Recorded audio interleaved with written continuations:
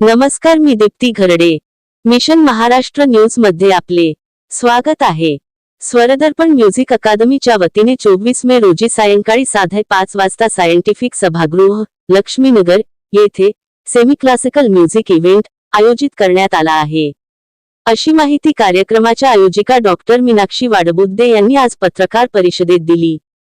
यापूर्वीही संगीत अकादमीने महाकाल के संग होली के रंग तसेच हे भरारी मराठी गाण्यांची भाग 1, भाग 2, दादा कोंडके स्पेशल, वतन के लिए, एक शाम शहीदों के नाम यासारखे यशस्वी आणि रसिकांच्या मनात घर करणारे कार्यक्रम सादर केले आहेत. त्या कार्यक्रमांना मिळालेल्या उत्स्फूर्त प्रतिसादामुळे आणखी प्रेरणा मिळाली आणि त्यातूनच या नव्या संगीत पर्वाची निर्मिती झाली आहे. कार्यक्रमामध्ये विविध नवोदित गायक गायिका आपल्या सुरेल आवाजाने वातावरण मंत्रमुग्ध करणार आहेत. संगीतप्रेमींनी या कार्यक्रमाला मोठ्या संख्येने उपस्थित राहून कलाकारांना प्रोत्साहन द्यावे, असे आवाहन देखील त्यांनी यावेळी केले. पत्र परिषदेला सुनंदा वाघ, डॉक्टर सोमाई देवताडे उपस्थित होते. समिती संचालिका मी डॉक्टर मीनाक्षी वाडबुद्दे.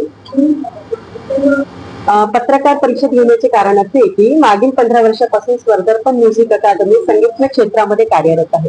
या संगीत अकादमीमध्ये सर्व वयोगटातील विद्यार्थी संगीताचे धडे नियमित घेत असतात. मग विद्यार्थ्यांना प्रोत्साहन मिळावे, विद्यार्थ्यांचे रंगमंचावरचे स्वप्न साकार व्हावे, याकरता अकादमी नेहमीच प्रयत्नशील असते.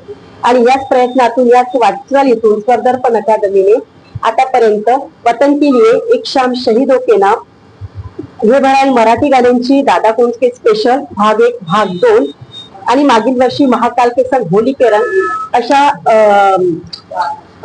संगीतमय कार्यक्रमाचे आयोजन यशस्वीरित्या पार पाडलेले होते. श्रोत्यांच्या आणि विद्यार्थ्यांच्या उत्स्फूर्त प्रतिसादानंतर येत्या रविवारी 24 मे 2026 रोजी सायंटिफिक सभागृह, लक्ष्मीनगर येथे सायंकाळी 5:30 वाजता विविध फिल्मी सेमी क्लासिकल अशा बहादर गीतांच्या कार्यक्रमाचे आयोजन केलेले आहे.